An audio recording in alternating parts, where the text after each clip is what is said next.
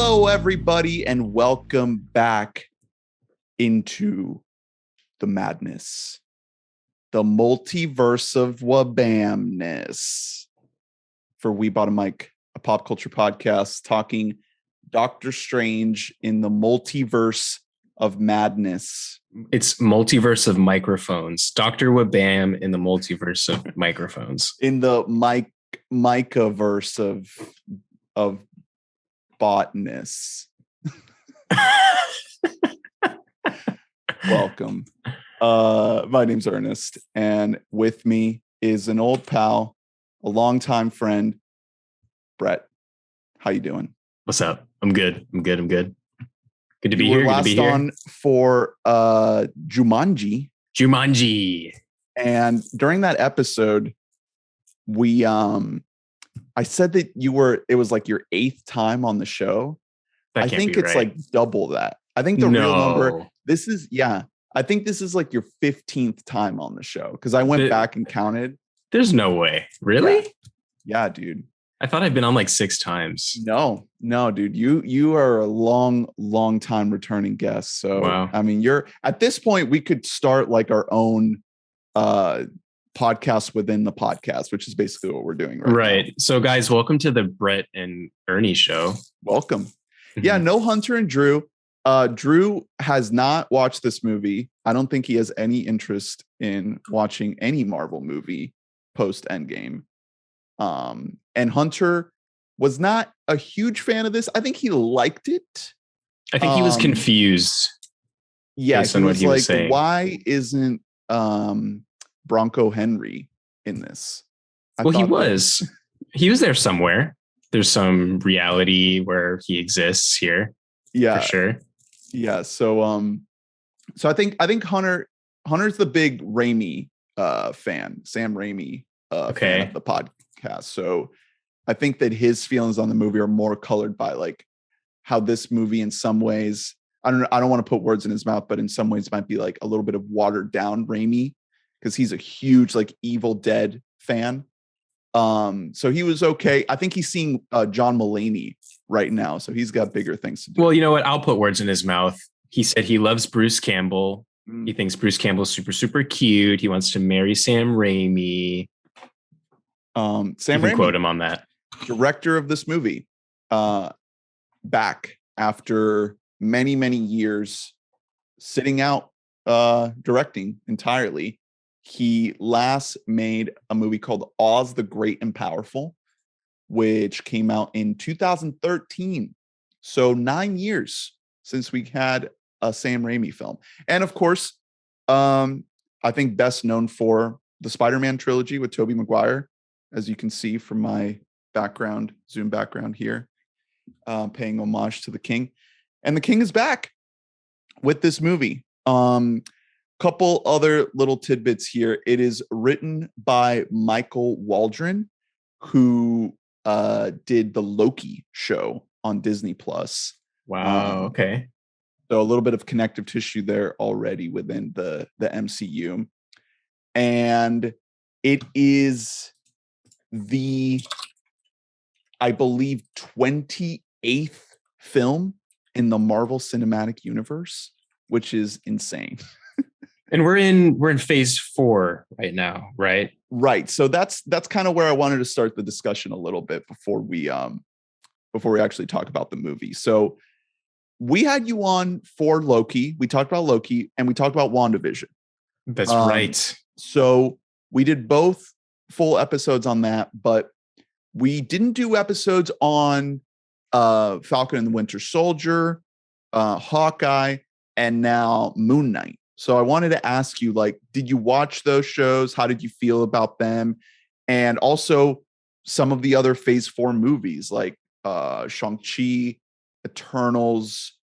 What was the phase other one? 4? Spider-Man.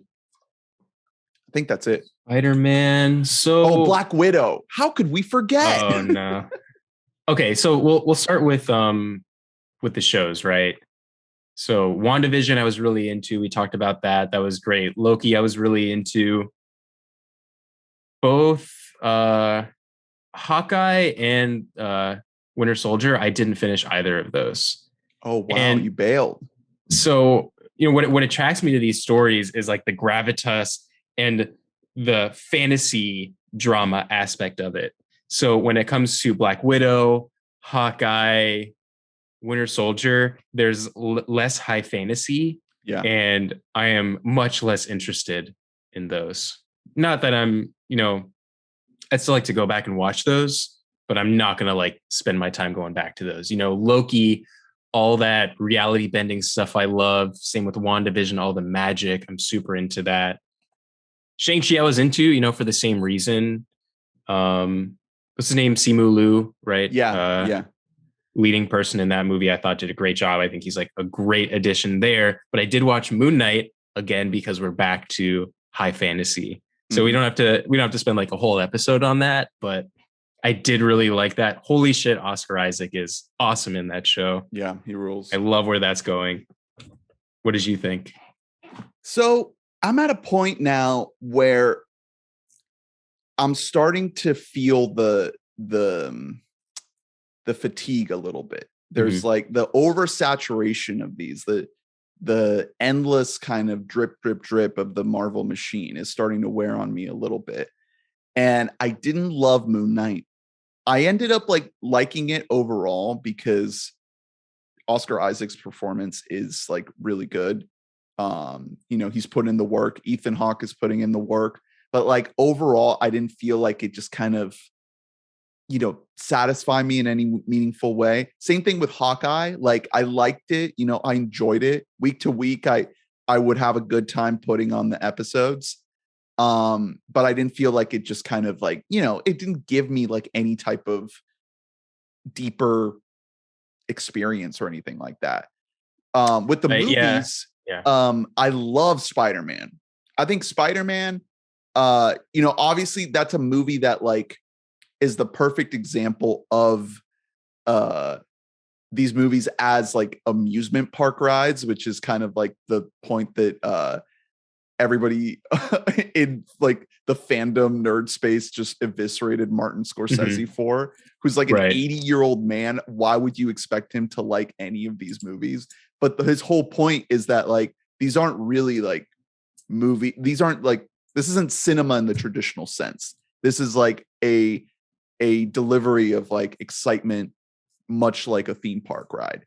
I think that Spider-Man did that incredibly well and still was able to tell a story. It had like a story about Spider-Man that was like true to the character. So I think that one is like kind of best case scenario in phase 4 here. I think that all the other ones like Black Widow and Shang-Chi, they both felt kind of very stock Marvel. Like this is the template and it works and we can plug it in and we know that we can make something good with this tried and true template.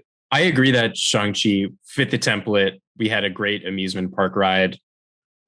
I think it's just really about how the people fit into this team, which isn't really the Avengers anymore, right? It's just this team. Black Widow was kind of an atrocity in my eyes. And I don't think there was an attempt to fit it into a formula. I think that whole thing was just a mess. Felt dated. I think that's like a movie that was kind of like phase 1, a phase 1 movie that never happened. Yeah. And still would have been bad in phase 1. Spider-Man, I'm a little lower on after the fact because of just how like the fan service kind of sits with me, similar to like the recent Star Wars movies. Overall, like it was good. I love anything with Doctor Strange. I'm a big Becomes fan, as I call him. But when it comes to MCU fatigue, I know where mine is going to come from, and it hasn't hit quite yet because going back to me and what I want is the high fantasy. So I've been sitting and waiting for this movie that we're talking about today for a long time, right? Doctor Strange and the Multiverse of Madness, right? This is going to go crazy high fantasy. So what my brain is waiting for and what I'm looking for in these movies is getting mentions of these like large scale characters. So going back to Eternals, right? We got Star Fox in the end credits scene of Eternals. And I'm like, ooh, that's the stuff, right? That's what I want to see, is just those little tidbits of things that keep me going, which is exactly what Disney wants. Right. So there's going to be a point where we get some of that stuff, and I might just be crushed under my own expectations. I don't think that's going to happen because I think they're going to take these future movies really seriously, like the really big ones. We saw what they did with Infinity War and Endgame. Right. Those were really satisfying still. So I'm not too worried, and I don't feel too fatigued at this point. Well, so with Eternals, I think that a lot of people really hated that movie. Like that movie got, I think it has like the only rotten score on Rotten Tomatoes of any MCU movie. Okay. But there's something about it that I really appreciated, even if it didn't work. I know that a lot of that movie doesn't work, but there's something about it that didn't feel like stock Marvel, that it felt like they were, they got Chloe Zhao, who is this very particular kind of like really humanistic filmmaker, to do the story about like immortal beings. And there's something about it that just felt like kind of off the template a little bit that I really appreciated. It missed a lot, but it was at least going for big swings. And not all of them worked, but it was at least going for something. And that's kind of how I feel about this movie, about Doctor Strange. I think this movie has a lot of a much, much better hit rate than Eternals. More of it works than doesn't in terms of like the big swings that it's going for. Eternals, I think, is like mostly misses with some hits, but it's an interesting comparison point because now post Endgame, I think that they're giving these directors a chance to maybe explore things outside of the stock Marvel template. Because the thing that I love about this movie, Doctor Strange, is that it feels like a Sam Raimi movie. Like they let him do his thing. They let him go off. There are some questionable story choices, but I think that some of those might not necessarily be him. I think that they might be the writer or, kind of the Feige, like kind of overlord this war table, right, with all of these chess pieces, and I get that, and you make a really important point, and I think we'll talk more about this later, of the role of the director in these movies and how it coincides with Feige's plan and Disney's producers. That's the big takeaway from this movie. I don't think that's a spoiler, is that this is a Sam Raimi movie. You're watching a Sam Raimi movie. Like, I'll leave it at that, and then we'll get more into that in the spoilers. Yeah, I mean, it just has a visual style to it that usually these movies don't have. Like the Russo brothers, for as good as their movies are, Winter Soldier, Civil War, Infinity War, and Endgame, the visual style of those movies are very stock Marvel house style. Like, there practically isn't a style, you could argue. It's just like, we're gonna do this in a way that's like tried and true. And there are moments, like there are definitely moments, specifically when you're looking at shots in those movies that are like completely computer generated, that are gorgeous.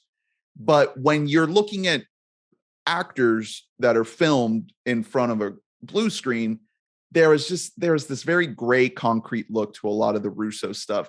And there is a little bit of that in this movie, but I think by and large, Raimi knows how to film good looking shots with actual shadows and actual like good lighting and good framing and in practical sets. And that gave me so much joy during this movie, seeing that like, man, they really gave this man the ability to actually like do his thing as a director and like put like a real visual flair on the film. And it brought me so much joy. So any other kind of overall feelings on the movie before we actually jump into spoilers? Overall feelings, yeah, in general. Like I said, I'm a big Benedict Cumberbatch fan. I love Doctor Strange. That's just he's got to be my favorite Marvel character. I just love the idea of bringing magic into this world. right? It's not quite Hulk or Captain America sort of, here's how you got your powers. I think Doctor Strange's backstory is really impactful. We have all these Marvel characters are really going through it, right? And we've seen that with Doctor Strange. So how does he handle it in this movie? Tune in to find out. Okay. So we both like the movie.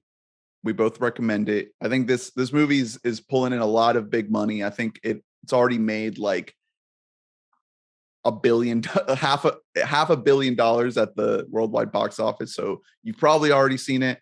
But if for some reason you haven't and you don't want to get spoiled, this is your chance to go see it and then come back. Spoilers for Doctor Strange 2 right now. Okay. So I kind of want to go in order of the events of the movie, but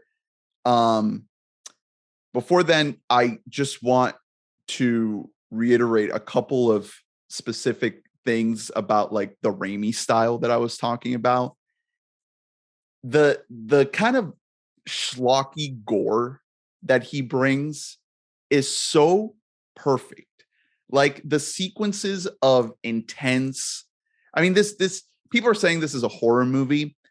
It has horror elements, like the camera work and the jump scares and things like that. I wouldn't call it like a full-on horror movie, but the scenes where it does do that, the Illuminati sequence, the Wanda chase through the sewers, the whole climax at the end with the zombie Strange, like that is some Raimi shit, and it is so satisfying to see.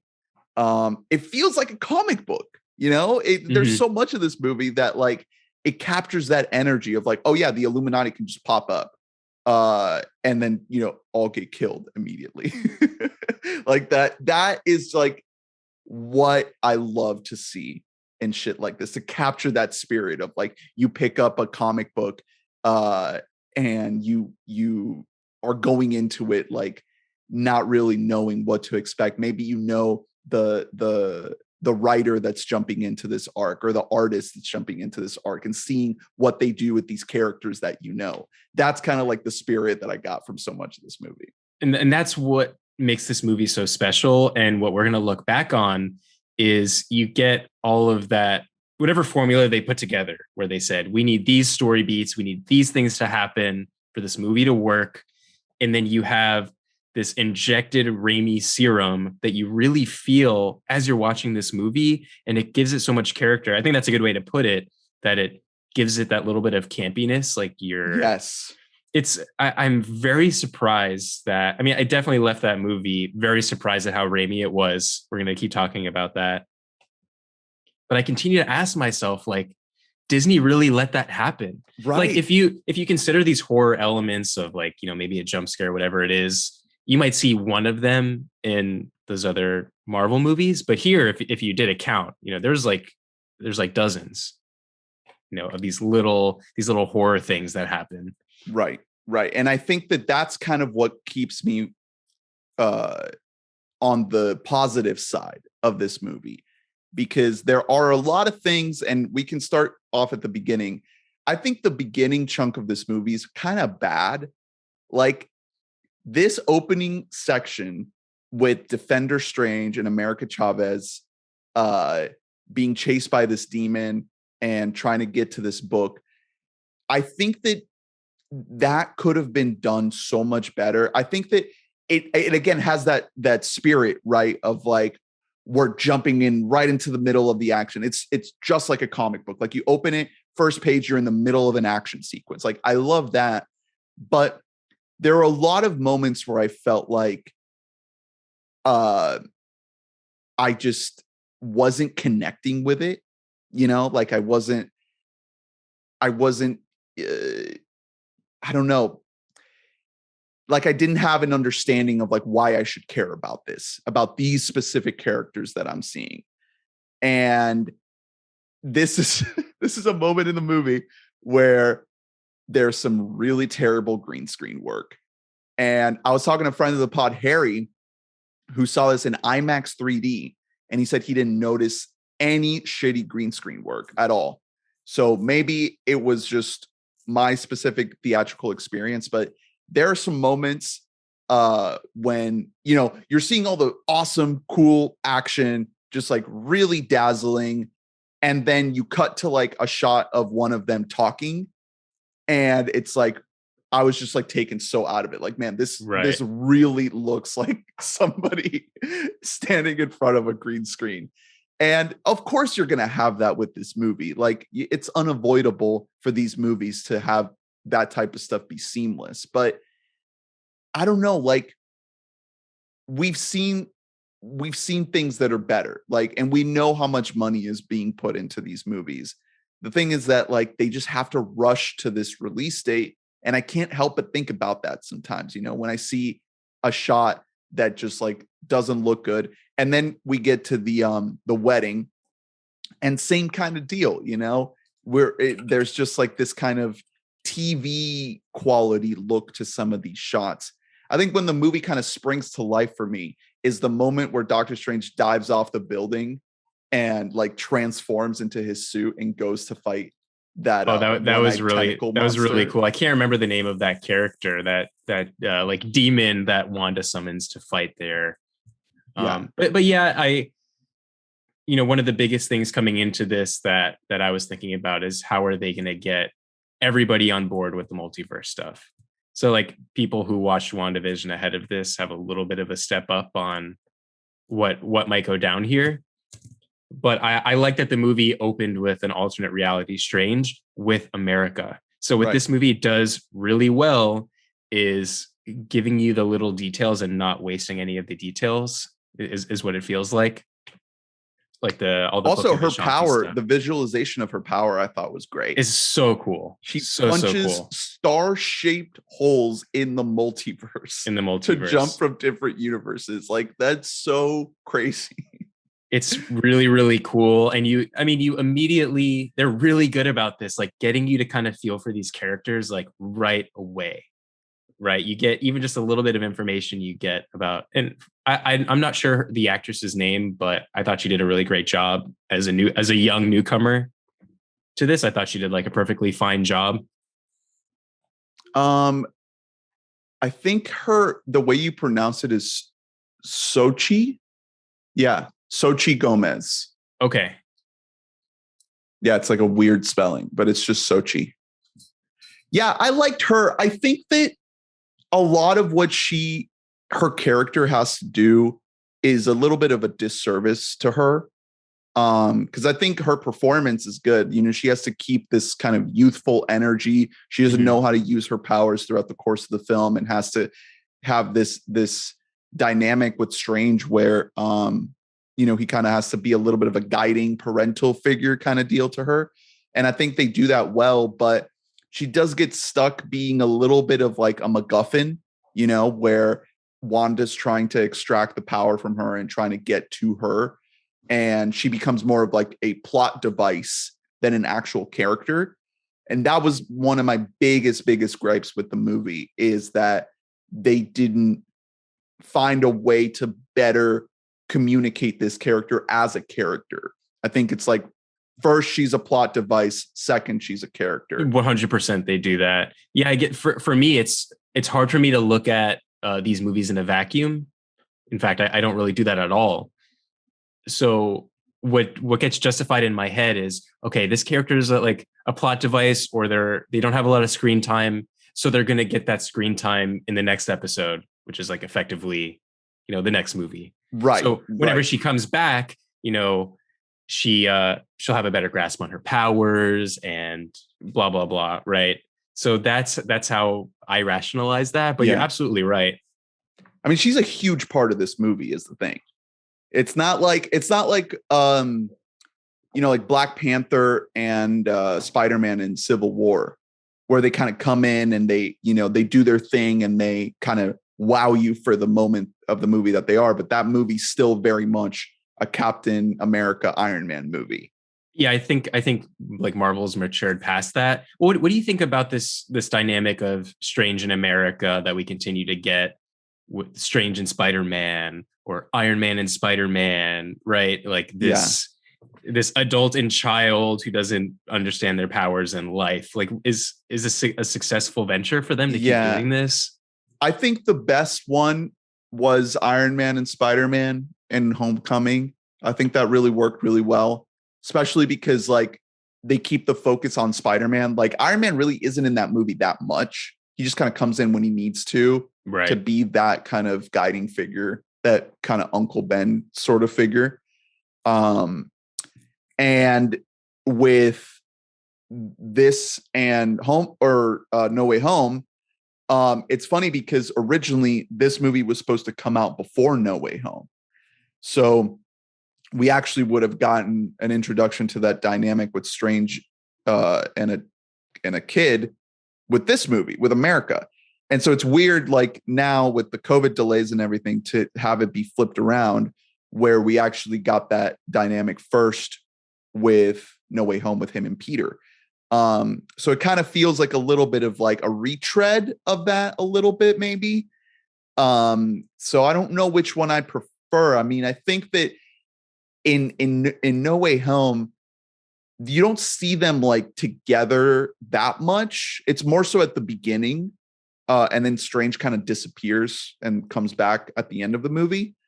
In this movie, you actually get like more of an extended dynamic throughout the course of the movie, which I think is good. And I think Kamar-Taj does a good job at kind of embodying the character in that way. Because at the end of the day, Doctor Strange from the comic books is like this kind of, he's not the type of guy who's going to want to deal with a kid. He's going to be kind of like a dick. He's going to be like a little bit of an asshole, you know? And I think he does that really well. He's a bit of an asshole, and he's, you know, it's all about the logic and this and that. And the way this movie goes over all the different Stranges that kind of act all the same is really interesting there.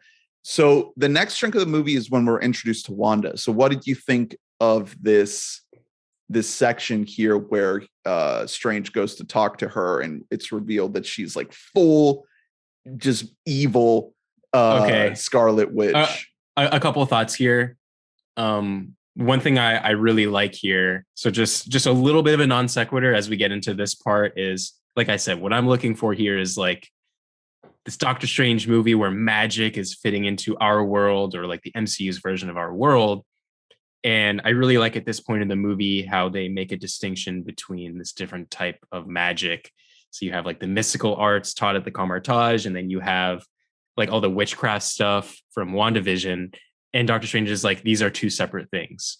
Yeah. Those aren't runes, or those aren't whatever it was, right? There's like some letters written on the tentacles that let them know this is witchcraft. So I thought this sequence was kind of ridiculous, that Strange is like, oh, better go to Wanda. Like, no way she's the bad guy. Like, nothing occurred to him that this could be the wrong choice. I was not on board with him in that moment at all. I like the fact that we're not spending time with repeating Wanda's arc from WandaVision. Sure. That right away, as soon as we're introduced to her, basically like we spend no time. There's like maybe like one or two scenes where we think that she's like, you know, basically fine. And then it's revealed like, oh, hell no, she's not fine. And I think that as the movie goes on, you do see a lot of repeated beats from WandaVision, because they kind of have to do that, because not everybody saw that show and they don't know, you know, what she went through. And I you know, I don't mind that, because at the end of the day, like, you have to make the movie for everybody. You can't expect everybody to have seen WandaVision. It's just like, all right, if you didn't see it, like, you're fucked. Like, no, they have to do it. But, you know, they find a good balance of like, okay, if you did see it, you have a lot more context into where she's at as a character and like the things that have led her to do what she's about to do in this movie. But it's also good to be just like, all right, let's hit the ground running. Like, we're not gonna spend like half the movie setting up this villain. It's like, no, boom, right away, she's full bad. Well, yeah, and they allude to all those like emotional beats we got in WandaVision of the kids. You know, they come back to the kids a million times in this movie. So we get all of that she wants her kids and they're not real. What was really weird though was we got no Vision at all. Yeah, Like, not even a well, I guess we did get a mention. no, she mentioned you get that emotional beat of how she, you know, to kill him. She had to kill. Yeah. So you get that. Those are like the two critical things that excuse her as being a villain essentially, right? Yeah, and it's interesting because like I kept thinking about how like, you know, in phase 4, we can't shake the events of Infinity War and Endgame. Like it's not a full reset. Like these characters are still very much reeling from that story.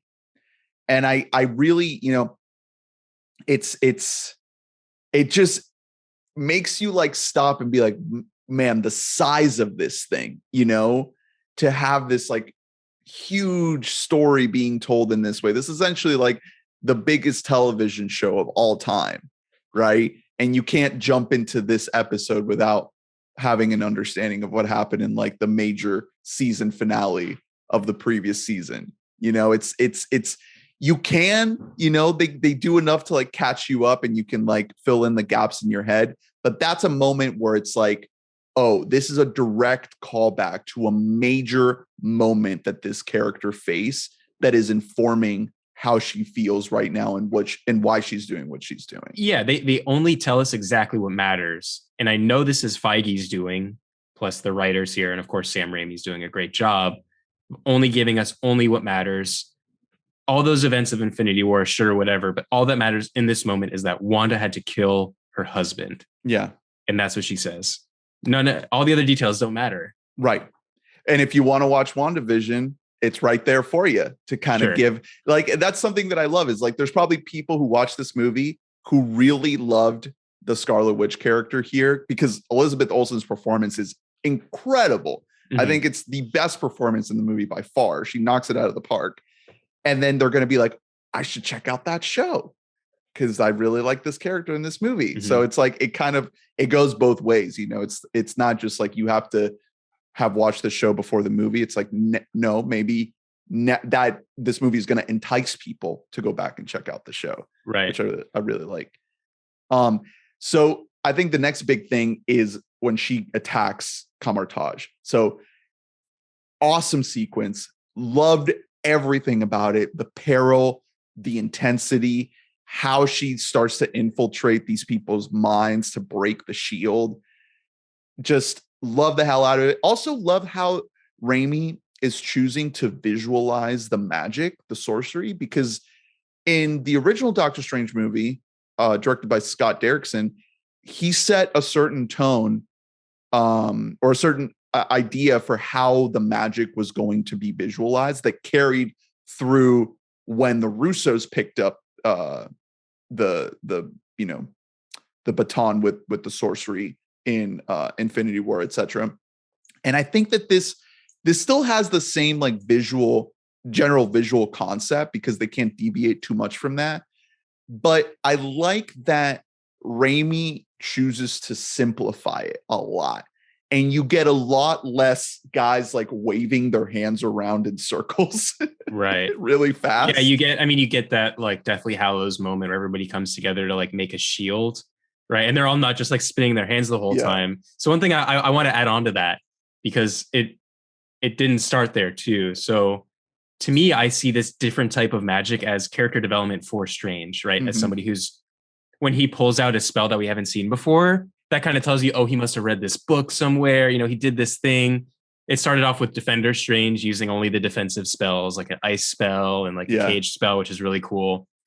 And then during that initial fight sequence after the wedding, when he like summons like the head of a monster to like grab the beast and he like summons hands, like, and he also just the chainsaw thing, like the table saw.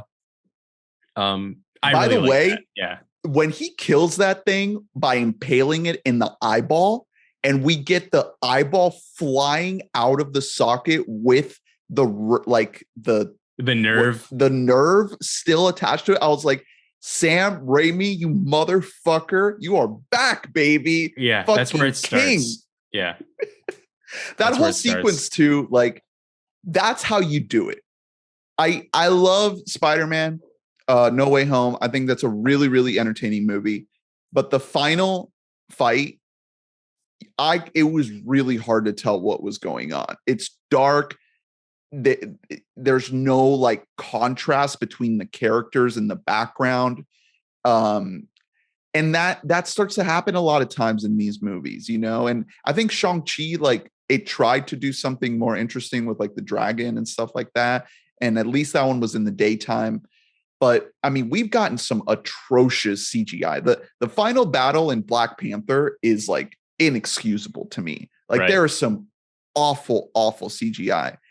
This movie has very little of that in terms of like these big sequences like that.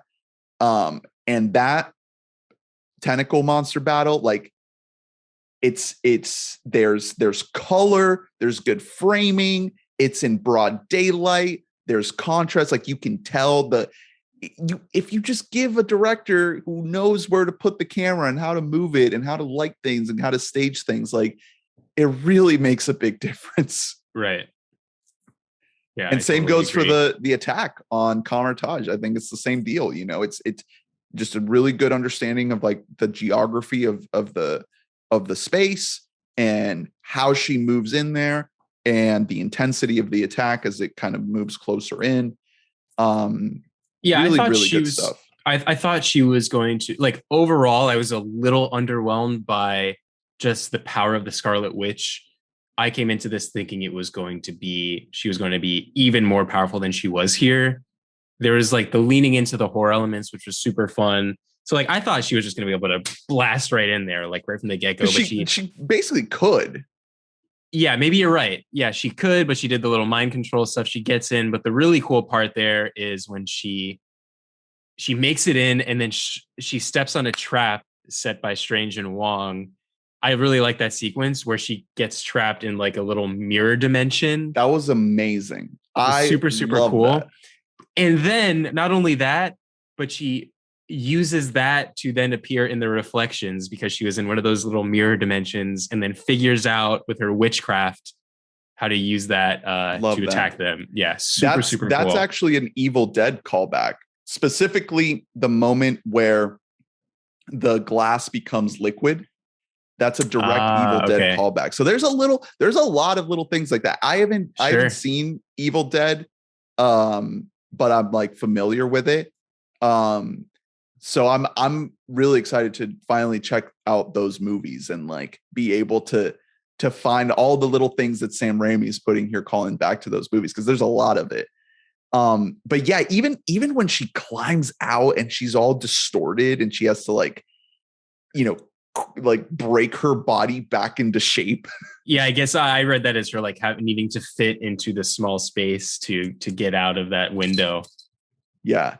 Yeah, all that was really, really cool. Like the sorts of power she's able to use and just how scary it is. And again, how it's like witchcraft.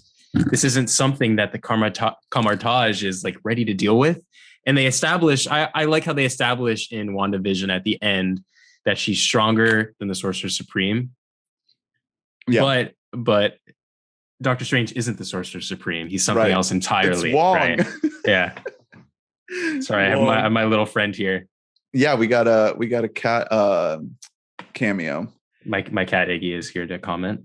Speaking of cameos, the next section is the Illuminati section. So they decide to basically break glass and pull the alarm, and America opens up another portal, and her and Strange crash through the multiverse, and we get this amazing sequence of them just falling through so many different universes.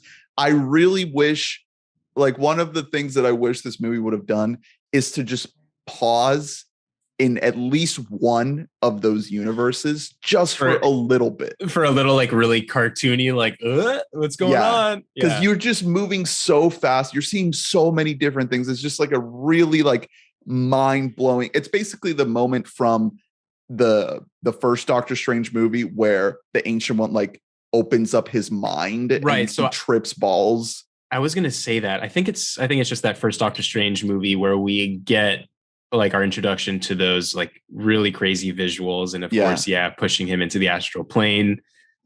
We didn't get like as much of that here. Like it was kind of spread around, and to me, that was like the sequence of the movie, right? And they're trying to make you feel as jarred as the characters would be, having to go through those dimensions and how it makes you sick. Obviously, like the trope of the character like throwing up after. Oh, you're not used to this, right?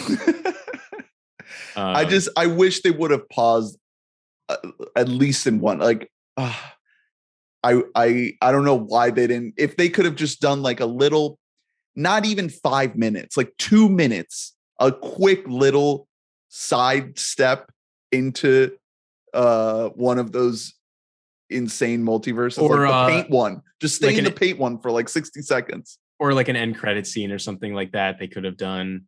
Yeah. Coming back to the paint world. But I love that. I thought that was so cool. I when this movie comes out on streaming, I'm definitely going to like watch that and like pause it and like see the little flashes of different universes that we get there. But then they land. What? Yeah, so they land there, right? And they start to experience this. I don't remember the code for this. They come from Earth 616, and now they're in this alternate reality, which America has 838, which America has not been at, I think, yet. And you have like the juxtaposition of like all like grass growing and plants growing on the sides of buildings, but then you have the people of this world are all dressed like really bland, and they all have blacks and whites. I saw some detail of they all have umbrellas because in this world there's like clearly some sort of weather control going on, right? And then you quickly learn what you're going to get into is that this world has the Illuminati. Yeah. So we get to this world and it's like, I don't know. Part of me is just like thinking like, really, this is how mad the multiverse is. We just have like plants growing on buildings. That's all we're really going to do. The grass is always greener, like, right? Yeah. I was just thinking like, man, that, this could have been a better situation, but hey, they have pizza balls. Time to deliver a pizza ball. And we get Pizza Papa, Bruce Campbell. Yeah. Great little cameo there. And then they walk over to the sanctum and there's a statue of Strange who supposedly gave his life fighting Thanos. And we get the return of Chiwetel Ejiofor as Baron Mordo, who he poisons their tea, knocks them out, and then has them brought to what is some kind of Baxter Foundation facility. And as soon as we see that, it's like, oh shit, this is happening. Baxter Foundation. That's the Fantastic Four. Right. And, if anyone has seen the trailers, they know that one of the trailers of this movie teased Charles Xavier, Patrick Stewart reprising his role. So they had already tipped us off to that. And, you get the Ultron bots kind of coming in and leading Strange to the Illuminati. And at this point, you're getting the feelies, you're getting the little butterflies in the tummy of like, all right, here we go. What's going to happen? What are we about to see? What are we about to get? And, this is when I think that people, I don't know if this is specifically this scene, but this kind of section of the movie, I think a lot of fans had like way too high nerd expectations for what we were going to get. Like there were people saying that like Tom Cruise was going to be in this movie as Iron Man or something. Iron Man. And now there's like people that are like upset that we didn't get that. Like it blows my mind. So really quick running through it. So it starts off with we have Baron Mordo, who then introduces Black Bolt, which is super exciting. Which I was I was like, what? he was in some show, like the same casting played Black Bolt in Inhumans. Which is, by all accounts, a horrible, terrible show. Like shocking that they are acknowledging the existence of that show by this guy reprising his role. Right, but that's the thing about this is That's Feige, it dude. it just He loves doesn't doing matter. this. Well, to me that's the madness of the multiverse. Yeah. It's just being able to bring these people in, and it doesn't matter if they die, right? Right. So before we get there, so you have Black Bolt, you get introduced to Captain Carter, Who we saw in What If. Who we saw in What If, like basically the exact same thing there. We got Captain Marvel, played by Lashana Lynch, who's her friend in the movie. If she was the one who received the powers there, which all, that checks out, whatever. And then we get the ultimate fan casting. So I don't give a fuck about Tom Cruise because we got John Krasinski as Reed Richards. What do you think about Krasinski as Reed fucking Richards. I was like, what? I like shouted in the theater. I was like, what the fuck? Like, huh? Yeah. That's the mind fuck of this movie. I mean, I thought his performance was just very. I was really happy to see him. His performance was super odd because Reed Richards is supposed to be like the smartest fucking guy in the world. Yeah, that's how Mordo introduces him. He says the smartest man alive. Right. And that's why we have, that's why this Earth that they're in is so, advanced with these weather systems and all these plans clearly. But his performance, it didn't come off as it felt very forced. Like he was like trying to be overly calm. Like he was trying to act really smart, and that didn't work. It just, for me, it really took me out of the movie because all I could think about is like, oh my God, these people listen to the fans on the internet. Like they didn't make a decision based on like who should actually play that character. They made a decision based on like millions of people on the internet going full nerd crazy. Well, again, this literally is a 1 in a million indicator of if any of these characters will return in our universe in some way. Yeah. So I obviously there are a couple of those for sure we're not going to get. There's no way Xavier is going to come back. No I don't way. think. I think that's a very particular like animated X-Men animated series that he was reprising there. Yeah, they even have the little. Yeah. Patrick Stewart is just a slut who loves money. He's a king, and we love him. Got lots of money. So we have a little bit of that. So they explained to our Doctor Strange what happened with their Strange, how he wasn't really a hero. He was a member of the Illuminati. A member of the Illuminati. They had to kill him. I think the sequence of him dying is really cool. You get to see Black Bolt in action there. Yeah, I'm sorry. That was and great. Then it amplifies. I really like that. Did you catch the Thanos corpse in the corner? With his sword, and like looking back at it later, like I checked online, he was missing one of the Infinity Stones. Oh, so they got to him early, I guess, before he was essentially before the snap. They explained that like Doctor Strange defeated Thanos using the Darkhold, which is what Wanda is using. No, wasn't it the Book of Vishanti? Didn't it end up use the Darkhold to then they use the Book of Vishanti to defeat their enemy? See, a lot of this stuff, sometimes I start to disassociate during these movies. Good. And a lot of this stuff just like fully goes over my head because it's just like, I don't know. Like it doesn't matter. I mean, like going back to, this is a callback to, if you listen to the Jumanji episode, like I'm a big board game fan and the rules of the board game and, the rules of a universe are not so different. Right. Yeah. And the opening chunk of the movie, like going back to my point about like me saying it was bad, I think that a lot of the stuff in the beginning of the movie is just like a lot of setup about this stuff. And I was not like retaining any of it. So I think that that's kind of why I felt that opening chunk was bad, because it's like, there's a lot of dialogue communicating these things, the Book of Ashanti, the Darkhold, all these things. And I just like, my brain just like was not absorbing any of that information. Right. But with the Illuminati here, basically the gist of it is that Strange sacrificed an entire universe to kill Thanos. So we don't know how much of a threat this Thanos must have been, a multiversal threat for that to have been the case, right? Not necessarily. I think it might have just been some like Darkhold shenanigans that got him there. Okay. He had to, but I mean, you could be right. I just don't know, or maybe that went over my head too. Yeah. Yeah, I would.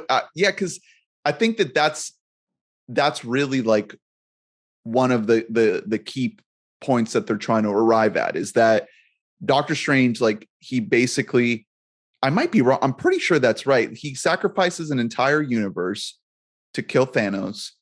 And then because of that, they have to kill him. And now they have this understanding of Doctor Strange being a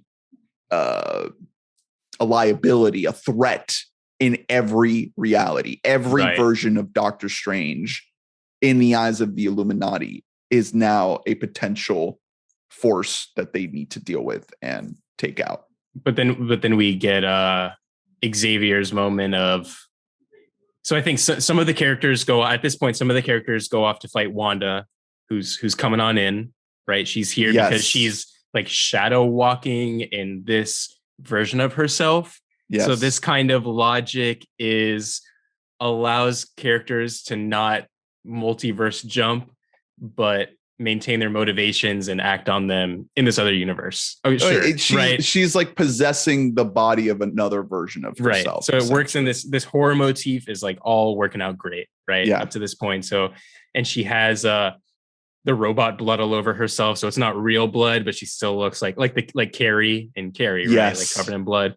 And so a bunch of the Illuminati go to fight Wanda, and Xavier stays behind and is like, whispers to Strange, like, no, you got it. Yeah. Go over here and do it. Right. Go ahead. Yeah. The other version of you built a failsafe or some kind of pathway to get to the book. And it's like buried underneath this facility. Yeah. So despite Xavier's death, he gets a little like redemption moment of just pushing the story along. Exactly. Right, which is nice. Yeah. So the fight. So this moment, I'm really still my head is still spinning from John Krasinski. I'm like, what the fuck is happening? Like this guy clearly shot his scenes by himself and then got like grafted onto this movie. Like none of these people were in the same room together filming this at all. Well, maybe a couple of them, like maybe they did get Xavier, Patrick Stewart, Haley Atwell, like, maybe a couple of them were able to be paired together. Well, yeah, you're right. There's nothing telling us that they were in the same room at all. And unfortunately, specifically Krasinski, like there was just something about that performance that very much stuck out to me as like them trying to build upon the hype of Tobey Maguire and Andrew Garfield in Spider-Man No Way Home. And it's just like, I don't know, I might be totally wrong, but to me it smelled of like he definitely shot that like 3 months ago. Like right. Like they could have injected anybody there, right? Like they're like, we'll cast it later, and then they could just like superimpose it in whoever it was. Which is interesting because his body was so disconnected from his head. Yeah, like just the look of it too before he even fucking stretched. Right, and I think that like it boggles my mind a little bit because in the comic books, the Illuminati has Reed Richards in it. Like he is a key part of that team or of that group. And if from the beginning of making this movie, that the Illuminati are going to be in it, you have to be thinking about Reed Richards. Like, how could you not? So I don't know. It could go either way. It's certainly possible that maybe they had the other Reed Richards from the old Fox movies. I think his name is Ewan Crawford, if I pronounce it correctly. And they just like basically gave him the boot and put Krasinski in there. So I'm still thinking about that. I'm just like, God damn it. Like I don't know how I feel about this. Like, I don't like the idea of fans casting movies. I think it's a fun thing, especially because of what happens, because they all get killed. And it's like, we don't know for sure if this is going to stick around for the MCU at large. But I'm just thinking in my head, like some of the best casting decisions were frowned upon by the fans. Like Heath Ledger as the Joker being one of the key examples. People were livid that he was going to play the Joker in The Dark Knight.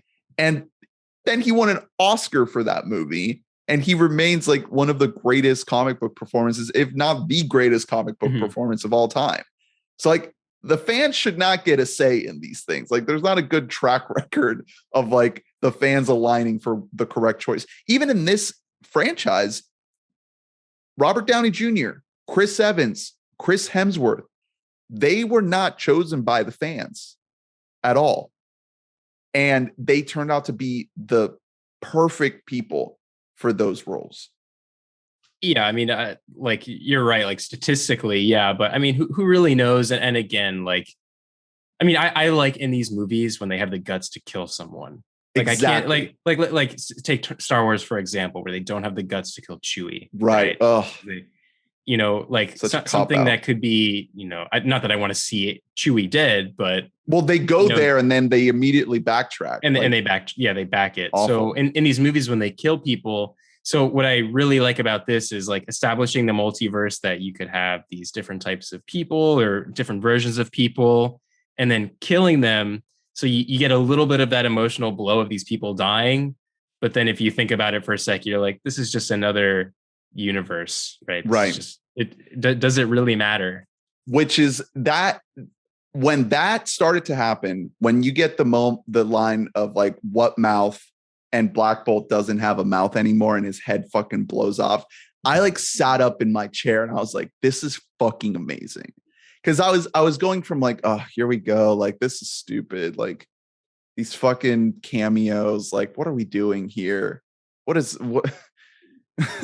Your average movie watcher is thinking to themselves, oh, Black Bolt. Like they're like, cause his name is like Black and Bolt again or whatever. So they're like trying to remember his name. They're like, fuck, another character like I have to think about, and you know, blah, blah, blah. But then of course, like you get no information like about him. They mention like the Terrigen Mist, which is really cool. And, yeah. Like, but then so what I wanted out of this movie is like what we got. It's like Scarlet Witch fighting the Illuminati, right? This is what who are supposed to be like some of the most powerful beings. Right. So overall, like the Black Bolt death, I don't think I needed to see that, but I did need to see that. That was amazing. It was very graphic, super graphic. Yes, his head pops. Yeah. Like, and then all the other ones, like Captain Carter gets the shield sliced through her, and it's like bloody on the wall. Reed Richards like gets like spaghettied, and then his head pops off. Like, hell yes, that's amazing. You know, you get that one moment to get like your nerd feelies of like, hi, you know, I recognize him, you know, that's that guy from that one thing. Xavier head snap. Like, fuck yes, that's amazing. That's Sam Raimi just being like, I am going to fuck with you. I'm gonna fuck with you. So do you think there's a conversation that happens before this with Feige that's like, how far can I take this? Yes. Because I think in the script is like Scarlet Witch kills the Illuminati. That's probably like all it says.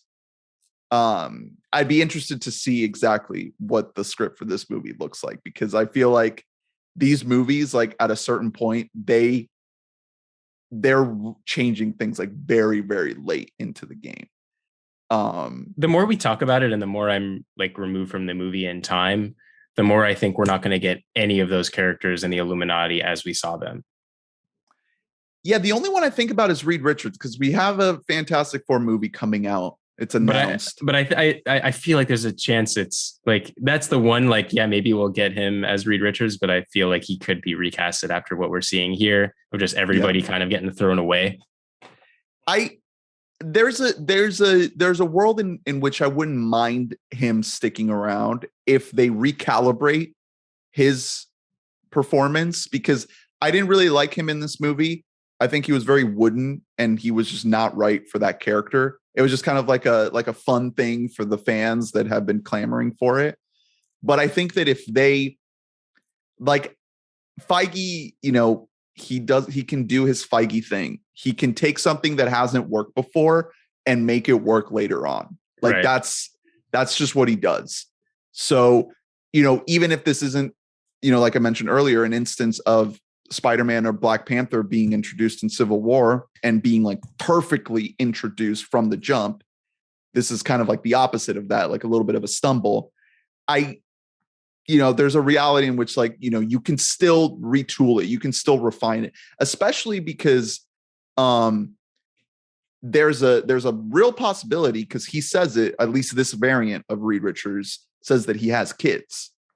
And if they, in the movie, the new Fantastic Four movie, if they introduce Reed and Sue's kids, that kind of changes things a little bit, because you can have a Reed Richards played by Krasinski that is different, that is more of a dad figure, that is a little bit more weathered and isn't, exactly the Reed that people are expecting. And maybe you can put the focus on the story a little bit more on the kids. Well, that line is really deliberate and critical of him saying, and of course that performance was like really wooden, like you're saying, but he's like, yes, I have kids, because Kang is a descendant of Reed Richards, right? So it's closing a little bit more of that loop.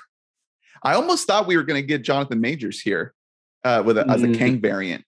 No, there was, in my eyes, there was no fucking way that there was so much going on to like put Kang in here is too soon. Right. In my opinion. Yeah. I think, I mean, this is a little bit of a tangent, but I think that, like, some people, I don't fully agree with this, but I think there is some truth to this, that, like, there's some frustration around the Kang thing, because way back Avengers 1, the post-credit scene, we got Thanos.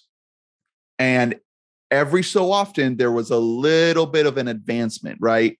Even if it wasn't directly Thanos, like there was some kind of connection to an Infinity Stone or something. Like that is what that was kind of the through line of all of those movies.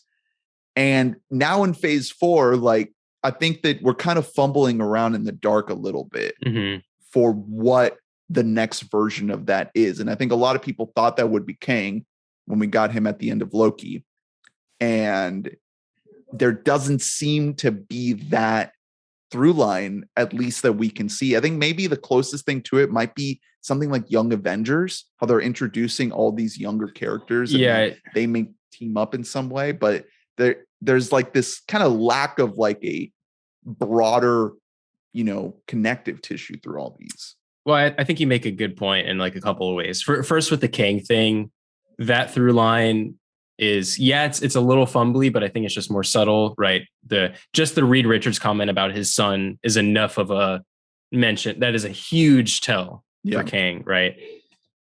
On the other side of that, like what you're saying with Young Avengers, then you have the Black Knight stuff with like Kit Harington. It's like a lot of kind of separate things. It very much is. I think I read this somewhere. I don't remember that's very deliberate, that instead of just the single Thanos through line like we had before, it's multiple things. Yeah. But it's starting to feel jumbled. So the next part of the movie is the chase. The chase through the sewers. Yeah. I don't know. What did you think about that? Loved it. You loved it? Absolutely loved it. It just has, again, that energy, that style of Sam Raimi, like doing his thing. Obviously, there's some corny stuff with like the doors closing and her getting trapped between each door. Well, this really speaks to like our differences in sensibilities and what you and I are thinking about. Because as much as I want to connect with like the directing a lot, I don't have the mind for it like you do. So for me, I'm like, why the fuck isn't Wanda just blasting through? Right. She's like walking very slow, like she's a zombie to kind of like, and the camera's like zooming into her face. Like it's doing, there's a very like Raimi shot of the camera just kind of ramping up really fast up, it almost like it's like a ghost that's like possessed, floating through. So all that like, first person camera stuff is great. But I think where this movie is at its best is when it's not sacrificing the powers and the magic for the directing. For example, we'll get into it like the Zombie Strange, where you get the Sam Raimi, everything works. But for me, this is where the balance was not it didn't Right. connect. Yeah, I feel that. I like the fact that I could tell that they were filming in a real set. Like they really built that set, and they were running through, it looked real. It wasn't in front of a green screen. So I was all in on that. Right. And I do really like when they get to they finally get to the door. Like they get, they close the big door that keeps Wanda out of there or whatever. And Strange is trying to open this lock. And she's like, nobody was able to open this except for this world's Doctor Strange. And I like how he's like trying to open it up with his magic before he realizes he needs to use the watch. Yes. And then at that point, I think after that, that's when we get to the other universe where we see the quote unquote like evil Strange, right? Right. So they make it into like this kind of I think they call it like the space between worlds. Oh, where the book is. Yeah. Where the book is, and the book gets destroyed. But there's like a little part there where you see like Strange actually does get a glance at one of the pages, and that actually informs like his like defeating of Wanda later on. But anyway, Right. So yeah. So they get to this, I guess this the universe that was destroyed or just had its own incursion? Incursions. So this is a whole thing. So the fact that they're talking about incursions is a setup for Secret Wars. So Secret Wars is this huge Jonathan Hickman written comic book that basically has all of the different multiverses colliding in on themselves, and they're all going to be destroyed. And it's a race to save all the universes. And that's what this is teasing. So what they go to is this incursion, these two universes that have collapsed in on themselves. So already I'm like setting my eyes on like, oh my God, they're gonna do Secret Wars, which like, the cynical side of me says that like this is only more fodder for the nerds that are like, oh my God, we're gonna get Ben Affleck back as Daredevil and Hugh Jackman as Wolverine and Eric Bana as Hulk. And it's like they really thought that was going to happen in this movie. Like they're all upset that we didn't get like fucking, Deadpool and Tobey Maguire and like all of our old friends back together. The promise of a Secret Wars movie is like kind of kicking down the road, the can down the road on that a little bit, of them being like, all right, it didn't happen in Multiverse of Madness, but it's definitely going to happen in Secret Wars. But I've heard great things about that comic book, and I'm actually going to go back and finally read it. So I'm going to read I just started Jonathan Hickman's Fantastic Four, and I'm going to read his whole Fantastic Four run. And then I'm going to read his Avengers run that leads into Secret Wars. Because I've heard great things. Like he's a really, really talented writer. He did the new reboot of X-Men. I don't know if I've talked to you about that before, like the newer X-Men comics. No. So this was like a couple of years ago, I think like maybe 2018 or something like that.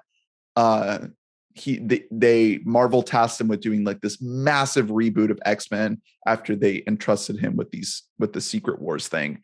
And it is like some of the best comics I've read in a long time. I actually like went out and bought the physical comics at the store. So I was just Googling it because I don't know too much about Secret Wars, but I know a little bit more about like the Battle World side of it. Yeah. Which must be, I mean, is that just one side of this whole Secret Wars thing, is like the Doctor Doom, like Battle World? It's all connected. Yeah. I haven't read it. You'll have to ask Harry, who's the comic book expert. He can give you the full lowdown. But once I actually read it, I can give you a more kind of deep dive on it. But I've just heard it's like really, really well written, and it just has like that really high level, like crazy comic book shit. It's insane. I don't want to say anything at risk of being wrong or spoiling something in the future. But my context here is I play a game called HeroClix, which is almost like a trading card game, but like board game with figures. Right. So this would be like HeroClix the movie, essentially. Yeah. So there was a whole set, Secret Wars Battle World, Yeah. And what I saw there like blew my mind. So if we get any of that, Yeah. I mean, it's essentially all the different variants of all the different characters just like coming together. It's what every nerd dreams about. It's fucking amazing. If they pull it off, it's going to be huge. It's going to be massive. And that's kind of what this is teeing off. It's like laying the seeds for that, which got me really, really excited. But this world it's desolate. There's nobody around. And he arrives at the Sanctorum, which is visualized so well. It's like by itself. He walks in and the staircase is like leading into an abyss, and he knows he's going to face himself. So I love this whole sequence. It's like, it's eerie, it's spooky. It's just like everything is right. By the way, we haven't even mentioned Rachel McAdams as Christine Palmer. She's in here as well, along for the ride. She actually gets to like come along with Strange and like be part of the adventure and not be like relegated to the sidelines. And I think she does really well, like playing up what this relationship was like, and how it's been the same in every universe, that they just can't quite get it right.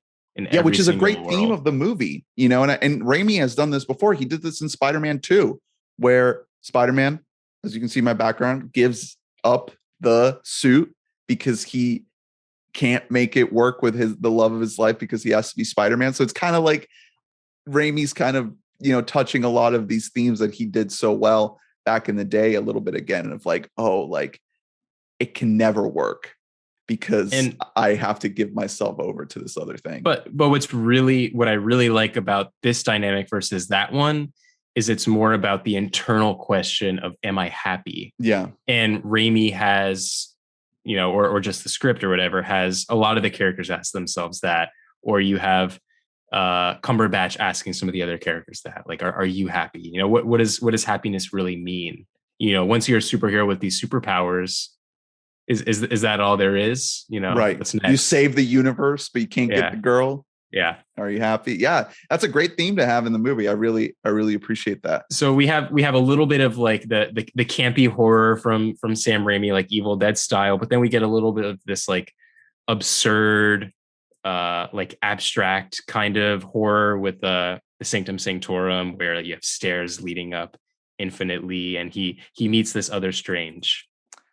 Yeah, and the trailers set this up to be kind of the bad Strange. Like, we saw What If. There was like a kind of an evil Strange in What If that became like this Supreme Strange or something like that. Superior Strange, whatever they called him, and he just kind of amassed all this power. So it's kind of evoking a similar thing to that.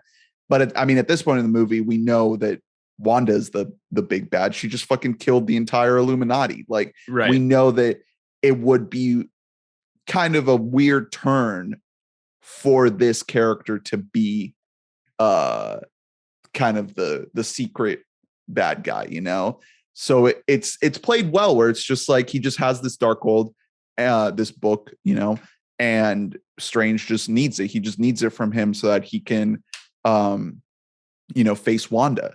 And this scene where they fight over the Darkhold with the musical notes, the music fight, incredible. Absolutely loved it. It was so cool. Again, this is kind of what I was saying earlier about how Raimi has a brand new idea of how to visually communicate the sorcery. And it's still basically the same type of thing that we saw in the first Doctor Strange movie and in his subsequent appearances, but entirely new, like fully new idea. And I know it's Raimi. Like, I'm sure on the page there was nothing about this playing out the way it did. And I know that Raimi probably saw an opportunity to be like, oh, this would be a good moment to kind of like play around a little bit and explore like some fun stuff. I think you're right, because think about where the inception of this is them setting up this set for this evil Strange. You have candles everywhere. There's tons of candles that get used later in the scene. You have like the piano, right, with all the sheet music. And to me, I wasn't on board for like the first couple seconds because it's really goofy and you have to suspend your disbelief in a different way. right? Just like you did at the beginning when you see Bruce Campbell and he's like punching himself in the face. You're like, oh, that's really goofy, right? It's this camp, like distinctly Raimi, right? Yeah. Of what's happening. But once you do suspend your disbelief a little bit and you really get into it, it's so cool. It's so unique.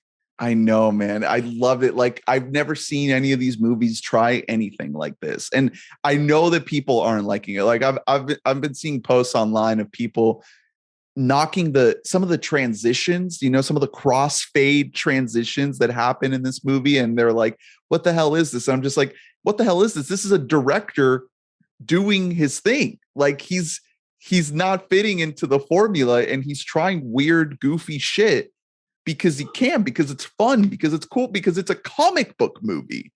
And the fact that they let him do that makes me so happy. The fact that they're like, yeah, dude, go off, do a musical note fight, like go for it, man. And it's almost like because our Strange throws out the first blow, right? He like picks up the note off the page and tosses it.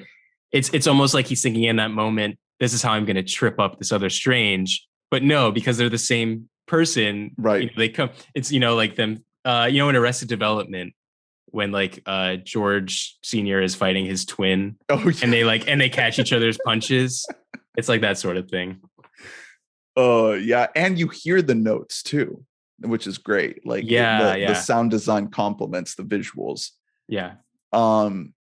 So then beyond this, we kind of they do the whole little ceremony with the Darkhold and the dream walking, and then we get another amazing just comic book ass moment. Like this is where at this point in the movie, almost this entire like second half of the movie, there's just so many just like I wanted to like just like clap and cheer at like what I was seeing.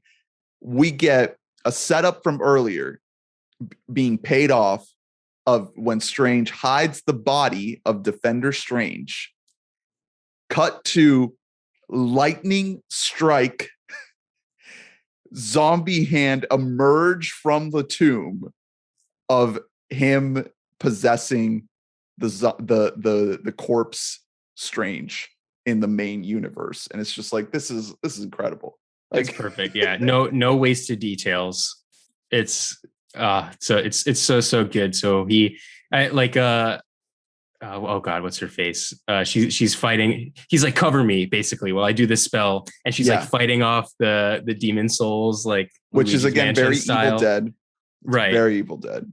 So then he takes control of this Strange and gets over to the mountain where Wanda is. Yeah, and then he has to kind of combine the demons into like something that he can grapple. That's another great moment, is where she basically like she helps him. She tells him like, hey, you're the master of the mystic arts. Like you can control these spirits. You can do what you tell them.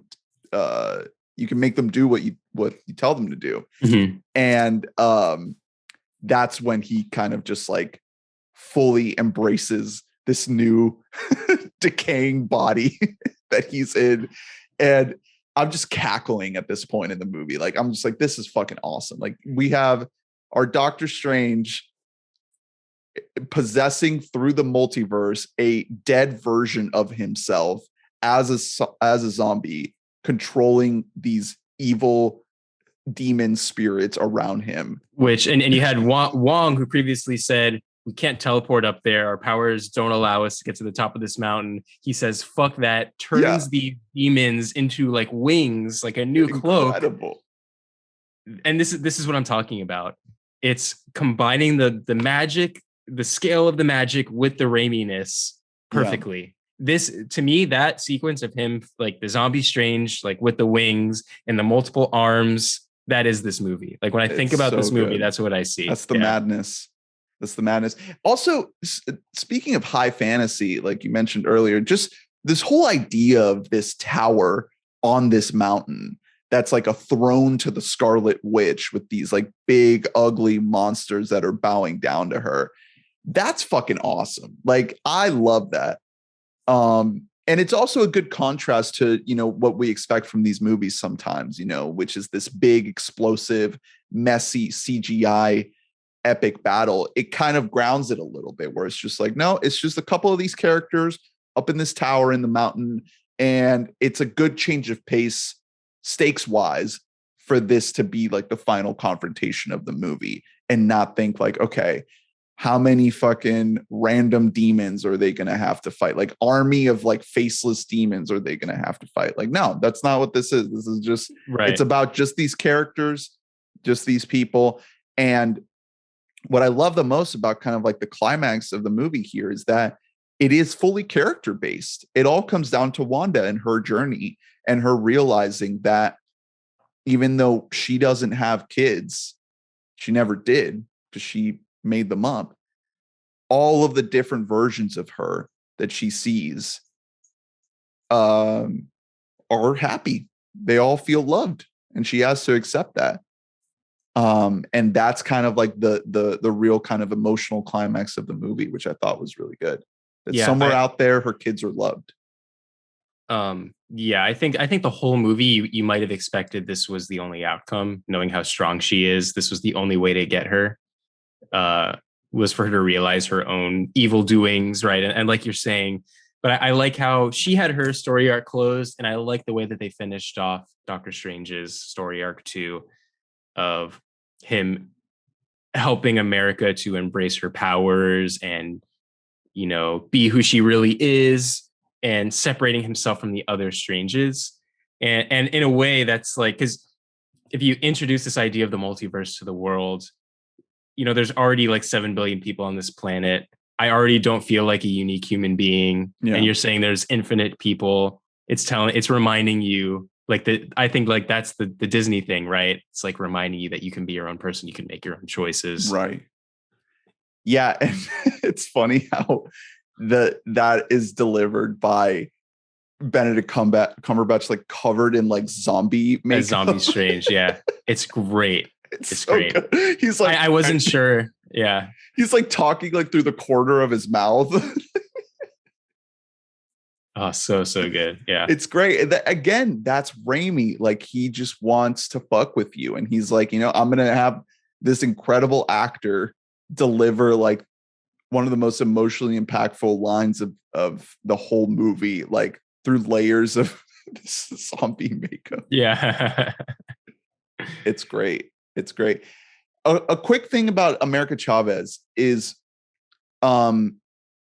she a lot of this second half of the movie, she is just kind of like, I guess the last third of the movie, she is just kind of like just sitting there, Wanda like has her prisoner and there's not a lot for her to do.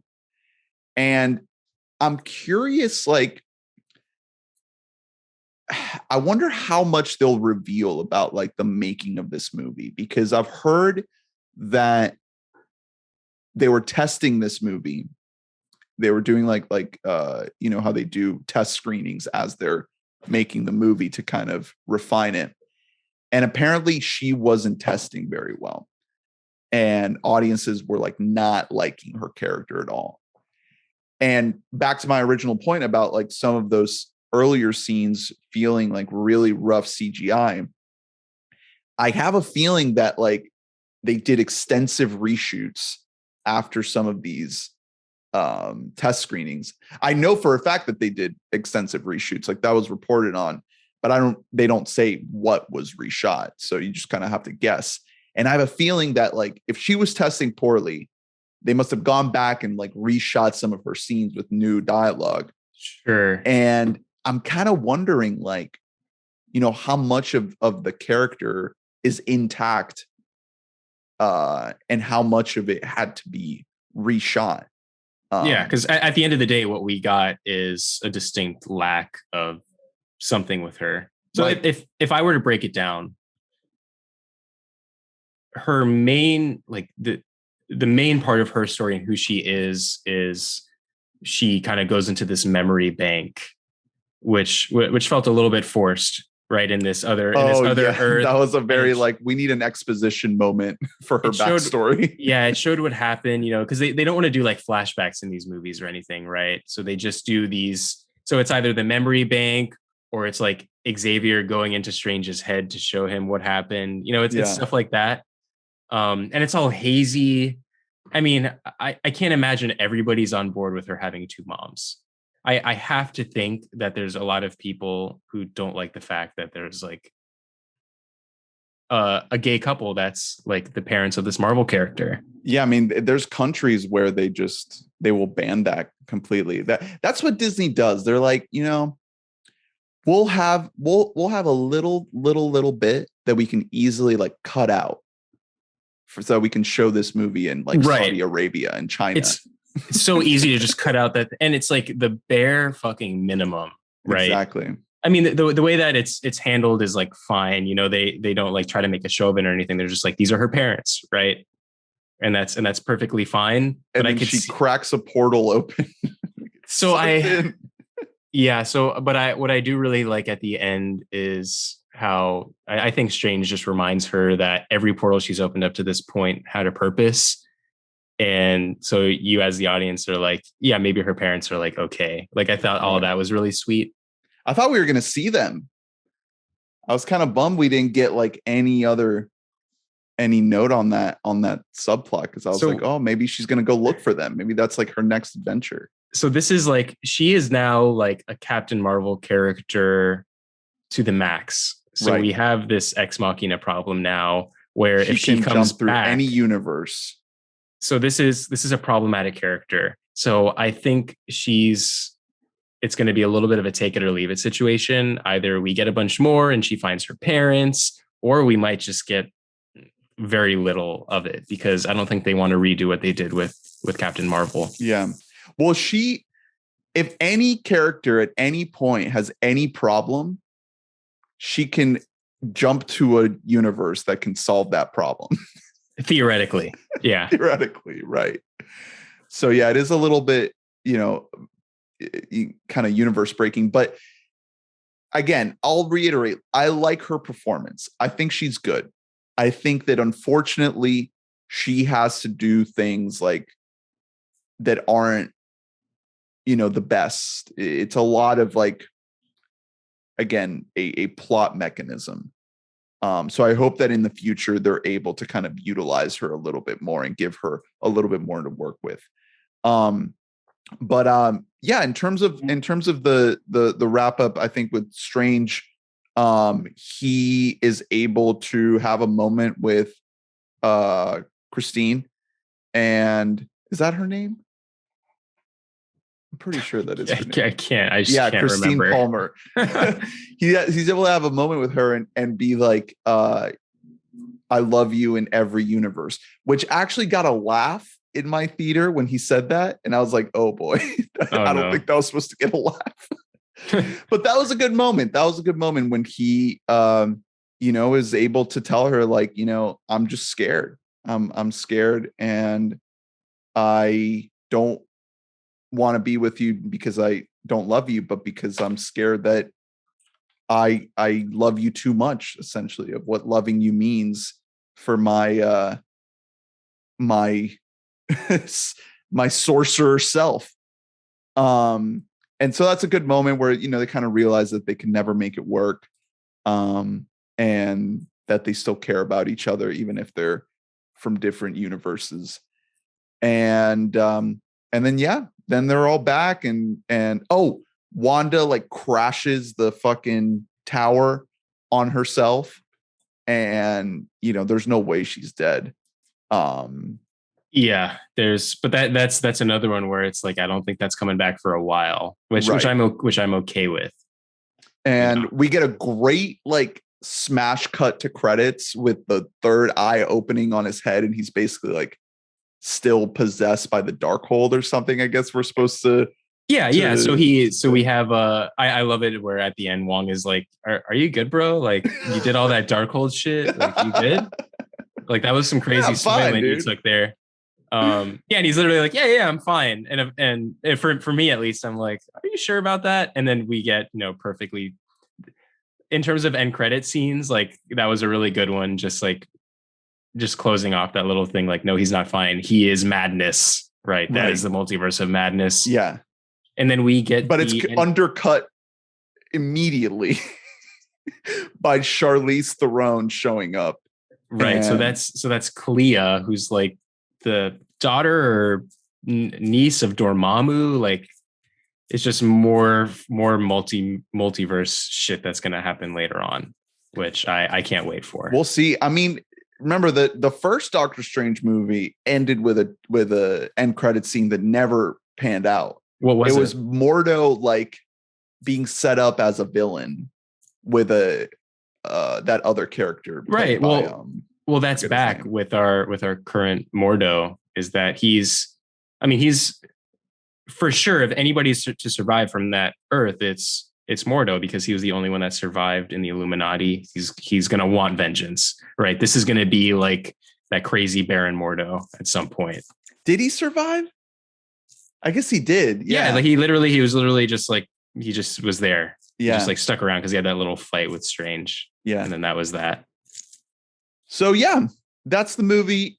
I really enjoyed it. Again, I think that the best parts about it are, the times that Raimi gets to be Raimi.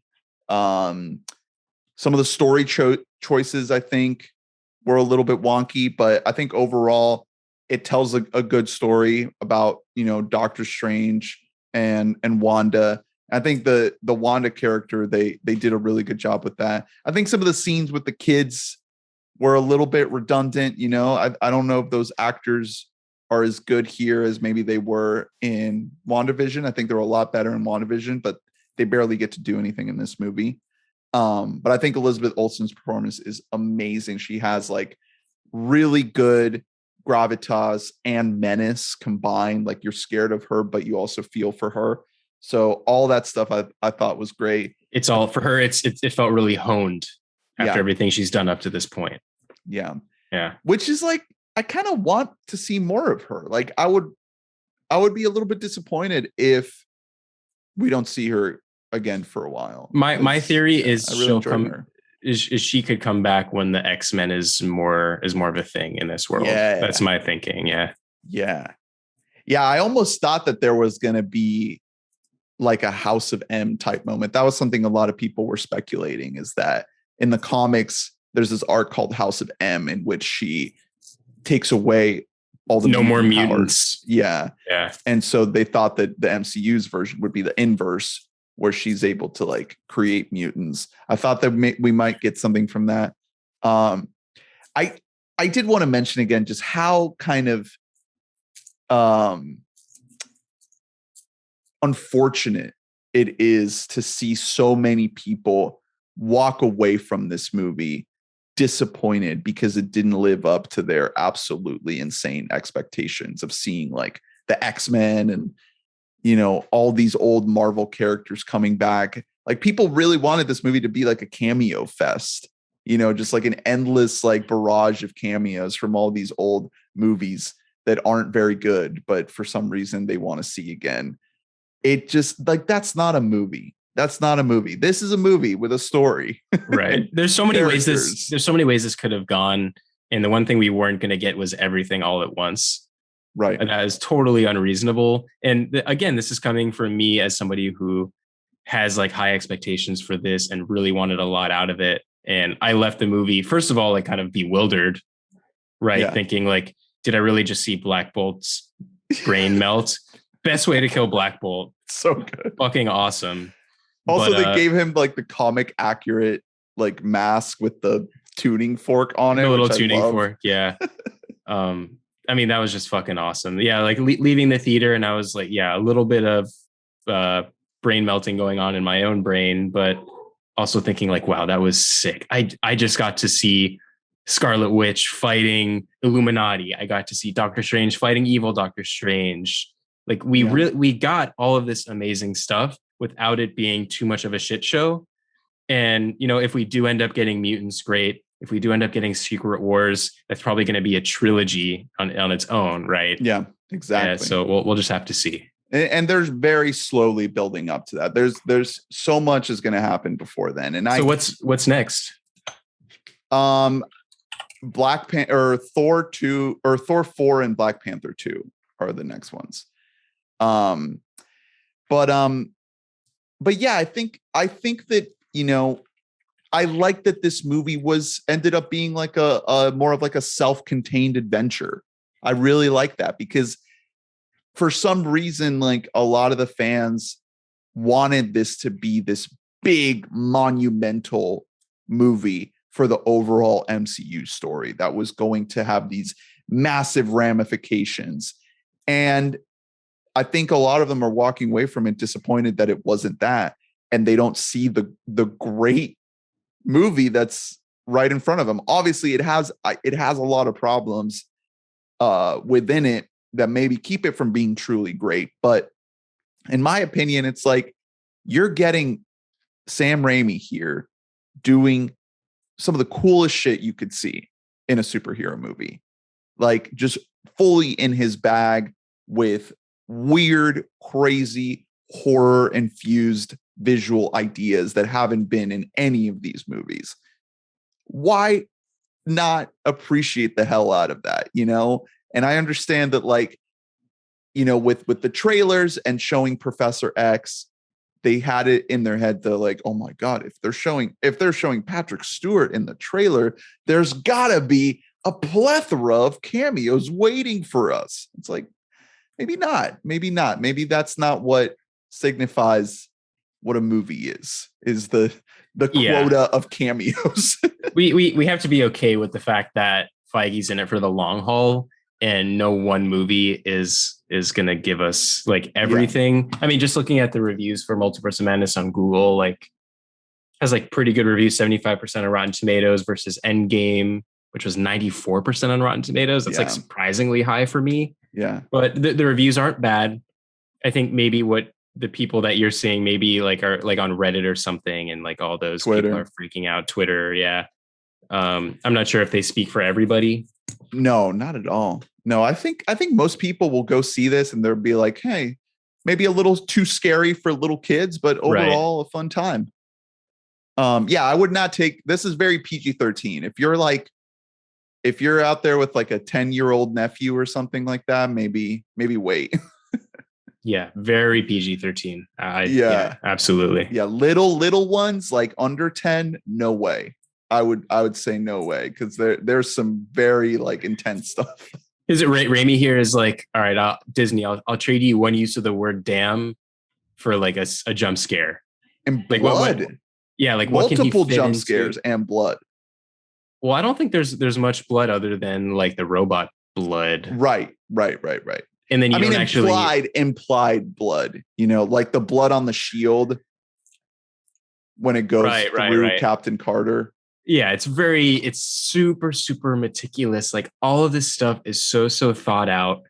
And you're right, like you're talking about reshoots and all of this stuff, like just the monumental size of these projects. Like I cannot wrap my head around. Yeah, right? All these processes that have to come together. All we get is the little bit at the end, which is like the 2-hour movie. And I was super impressed. I loved it. I'm glad it was right around the 2-hour mark too, because we've been getting a lot of big movies. Like the Batman is 3 hours. Love the Batman. Fucking love that movie. But that was a 3-hour movie. I love that Sam Raimi was like, I can get you out of here in 2 hours. In and out. Let's do it. And again, like this feels like kind of like a welcome home King type of moment, because he had a really tough time with Spider-Man 3. The studio got in the way of what he wanted to do with that movie. He did not want to put Venom in that movie. They told him he had to. He didn't really have as much control as he would have liked. Movie came out. A lot of people were disappointed. And then he makes, I guess, Drag Me to Hell and Oz the Great and Powerful. I like Drag Me to Hell is awesome. And then he's done. And so, you know, people were wondering, like, is he done for good? You know, did he have that tough of an experience on the giant blockbuster superhero projects that he did a paycheck job for All's the great and the powerful, and now he's out. And it's good to see him back. It's like, thank you, sir. And yeah, thank you for your service. He's back full force. I mean, apparently in those Spider-Man movies, like Bruce Campbell appears in all of them. He cameos because he was supposed to be Mysterio in like some follow-up movie or something. So Raimi had these sensibilities that fit. Like I was asking myself, like, why was he chosen? And I think it's because of those things. Like apparently Raimi has like this specific car model in like beige that he has in every movie. And, you know, that sort of stuff like really fits here. Right. There was one last thing I wanted to ask you, going back to the point about, you know, this phase 4 deal and like how there's no kind of major through line yet. Like back in, I think it was phase 2, we had Winter Soldier give us the reveal of like Hydra being within S.H.I.E.L.D. the whole time and how like S.H.I.E.L.D. collapsed because Hydra was controlling it the whole time. Do you think that they're going to do something like that? Because I think that like people had this idea of this movie doing something like that, but like with multiverse shit. You know, do you think that we're going to get a moment like that again in these movies in some type of way? Yeah, I think it's going to be separate moments, like we were talking about before. I'm super excited for all the Kang stuff. I think that's the most exciting for me. And in this movie, I think we got like an image of the Living Tribunal, which I thought we were going to get in Loki. Oh, I didn't catch that. I'm super on board with like all like the big celestial beings, Galactus. Like that's what I'm here for. So anything about that is great. Of course, seeing the end credit scene in Eternals, like I mentioned before. So I think we're gonna get a couple big mic drops here before the end of phase 4, but I'm not convinced it's one single through line. I think that's gonna come even later. Right. Like if it is like a Secret Wars type of thing where like everybody comes together. It's no longer this little Avengers group. All right. Well, we'll see. We'll see. I think, you know, I'm starting to lose patience a little bit with the TV shows. I think that I'll keep watching. Like we have Miss Marvel and She-Hulk coming. But I'm not really like expecting those to wow me anymore. Like Loki is the only one. And I guess WandaVision 2 had really high highs. But I don't know, Moon Knight like didn't really do it for me. I appreciate WandaVision and Loki for just their existence in the MCU and what it meant for the story as a whole. But Moon Knight, I really like just as its own thing. Like I watched that whole thing. It felt like a whole separate thing. I just loved watching Oscar Isaac doing really cool stuff. I mean, we don't need to talk about it too much, but the emotional payoff for that character and what he goes through. One episode. There was that one episode. It's like episode 5 or something. Yeah, and that's the episode. It's like really if you're ever worried about a show like that's not going to answer your questions or is going to answer them poorly, this one isn't like that. You get really fantastic answers to these questions, and it's acted out really, really well. So yeah, I mean, I'm the opposite on Moon Knight. I was really into it. Where would you put Doctor Strange in your MCU ranking? I have it kind of in the middle right now. I really liked it. Definitely better than like we mentioned at the top, like Eternal, Shang-Chi, Black Widow. Sure. Yeah. All that stuff like falls a little bit lower, but relative to like the average list or maybe your list, Doctor Strange is going to be higher for me just because he's my favorite. He's your guy. And this is my subject matter that I love. I love the magic. This is really high up there for me. I mean, I think my favorite is still Infinity War. Shout out to nice. Thanos as like an awesome protagonist. Yeah, I still think Infinity War is my favorite.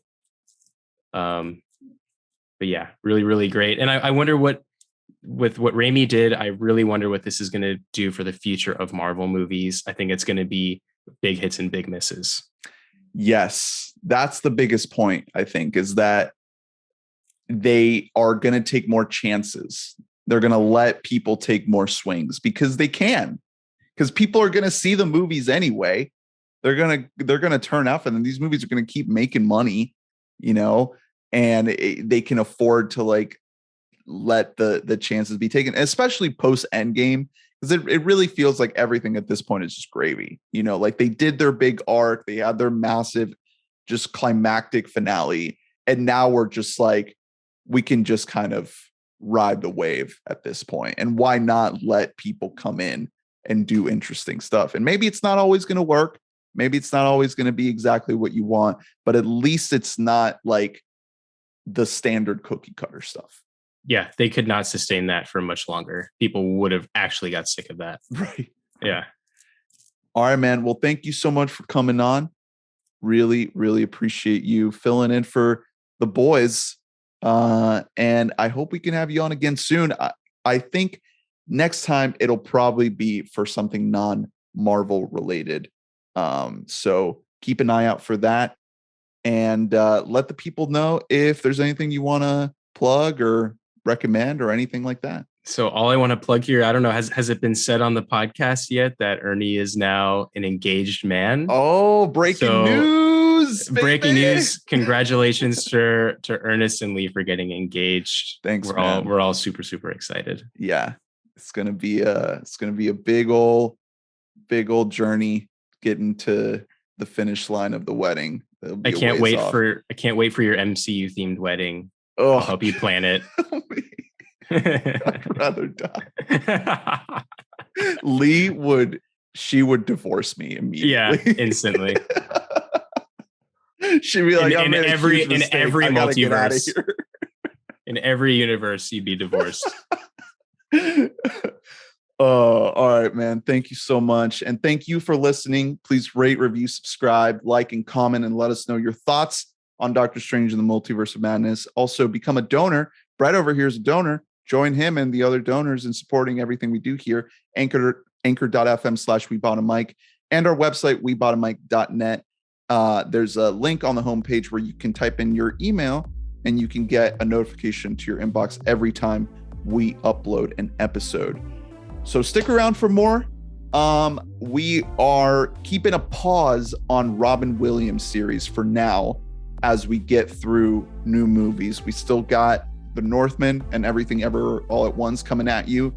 Also, probably talk about Top Gun Maverick coming right around the corner. So stay tuned for that. And then eventually we will get back to Robin. So thanks again, Brett. And we'll see you next time. Thanks for listening. Bye. We love you. Bye-bye.